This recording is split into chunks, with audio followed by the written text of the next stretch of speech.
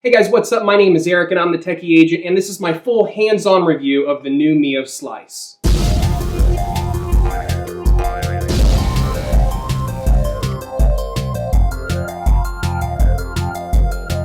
So this is the new Mio Slice, and we've been anticipating this since January of 2016 when it was first announced at CES. I gotta say, Mio has really stepped it up in the build quality department. They've always made really durable fitness trackers, but this is the first one that has both a durable feel and cosmetically it just looks nice. It looks great on the wrist. It feels great on the wrist. It's super comfortable. It's light.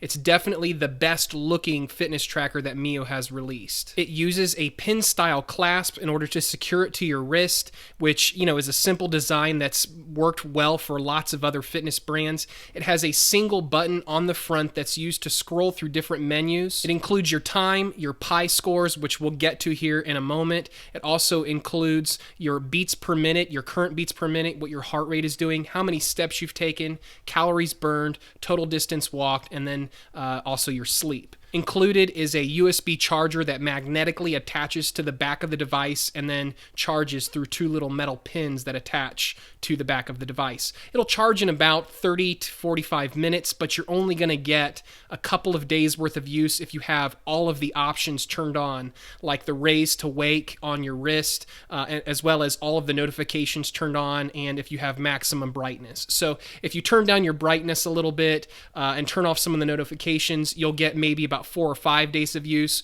but when I had everything turned on, I was only getting about 2. So it's not a great battery life, but battery life aside, this is a well-designed fitness tracker, both in build quality and in terms of looks. It even has a little bit of a curved back, kind of a curved design, so it really flows with the wrist. And the bands on this are similar to previous generation Mio bands, where there's a little bit of indentations on the inside of them that just helps it really stick to the wrist and grip to the wrist, so it's not sliding around, especially when you're exercising and getting sweaty. Now, the band does come in 2 different sizes. You can get a small size band or a large size band, and based on the box, I was easily a large size, which is kind of unusual. Normally, I fit small or medium sized fitness trackers, but I was easily a large on this. So I would say that if you're watching this, and even if you have a moderately medium sized wrist, you'll definitely want to go with the large option, because even with the large option, I felt that it was fairly snug. So much so that if you have a really large wrist, you might actually have trouble fitting into this particular fitness tracker. Now, in the past, Mio has been known for making extremely accurate optical heart rate sensors, so much so that even other companies have farmed out for Mio to make the sensors on their fitness trackers.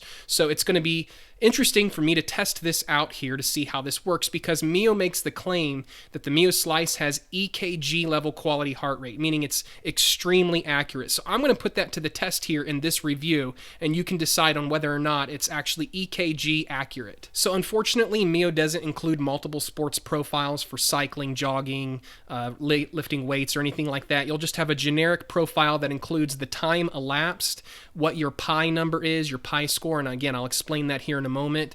You'll also get the number of beats per minute that your heart is beating, and that's literally it. That's all you're going to see on your wrist, those 3 metrics and then the time. Now, the metric that Mio is really trying to sell us on is the pi, which is personal activity intelligence. And this is basically a proprietary algorithm that they're using. Instead of calculating calories and steps, they're weighting your pi score as, the stress on your body. So the higher your pi score, the more you've worked out, the more stress there has been on your body, the harder your heart has worked. And so the higher your pi is, the better. Now, I don't particularly love the idea of points or pi or any other proprietary system. I'll explain here in a moment why. So first, let me talk about my experience jogging. So jogging, this did fantastic. It especially did well tracking my heart rate. And so it was easily able to track my heart rate throughout the duration of about a 1-mile jog. But in terms of tracking your run, there are some serious shortcomings. Here's what it tracks. It tracks your pi score. That's it. For a 1-mile jog, it gave me a value of 14 pi, and then it actually didn't even tell me how far I jogged. What it did was it took the amount that I jogged, added that to the total distance that I walked for all of my exercises combined that day. So if you want to know steps, distance, calories, cadence information for an individual jog, sorry, This does not provide any of that data, which is kind of alarming.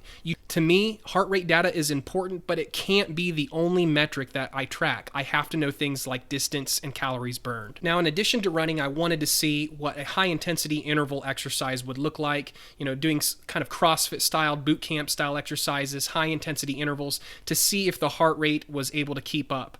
And the heart rate sensor just, as you can see on screen now, it just totally dropped out. Meanwhile, my Garmin VivoActive HR is showing about 150 to 160 beats per minute right after that interval. Back over to the Mio, 68 beats per minute. So it's not accurate at all. And I would wait for 20, 30, 40 seconds, and it still wouldn't catch up to the Garmin. So it just was not able to compete for high-intensity interval training, no matter what style of exercise I threw at it. I tried placing the band higher up on my wrist. I tried tightening it. I tried loosening it. I tried all different kinds of positioning, and it didn't seem to help out. The best I could get it to do would be to maybe show about 100 beats per minute. I think I got it up to 107 or 110 beats per minute, but I just could not get it to capture my heart rate during that high-intensity interval training.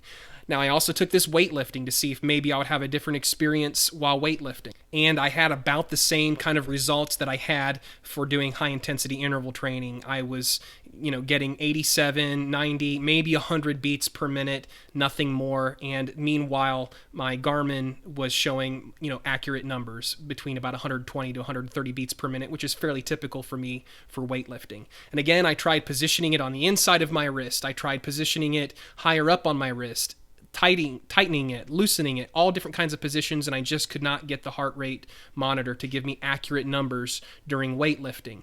So really, for me, the only context where I was able to get the heart rate sensor to be accurate was during jogging. Honestly, this was extremely frustrating and disappointing to me because I love Mio. I've loved all of their products in the past. They've been super reliable and enjoyable to use and accurate.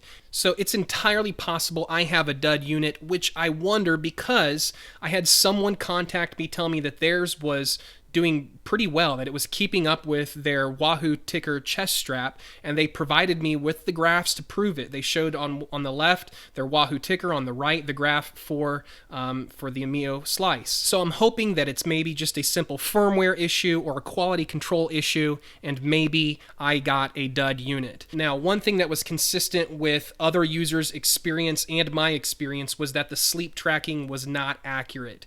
I had some nights where it seemed to work okay, but most nights I was getting weird numbers like 5 hours or 1 or 2 hours worth of sleep. And what I came to notice is that anytime I would get up to go use the bathroom or check on my kids for any extended period of time, it would detect that I had woken up, and then it wouldn't put me back to sleep. It would only give me a count for maybe 5 or 2 hours or something. And so the sleep tracking was just really abysmal and super inconsistent. So the official release of this product is, I believe, February of 2017. So I hope that Mio kind of gets it together with some firmware updates in the meantime, because it's not quite there yet. And for a price point of $129, which is at the price point at the time of the release of this video, it just needs to be a little bit better than what it currently is. So if Mio makes any positive adjustments to the device, I'll be the first to let you know.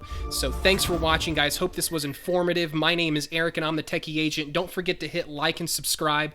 We'll see you guys next time.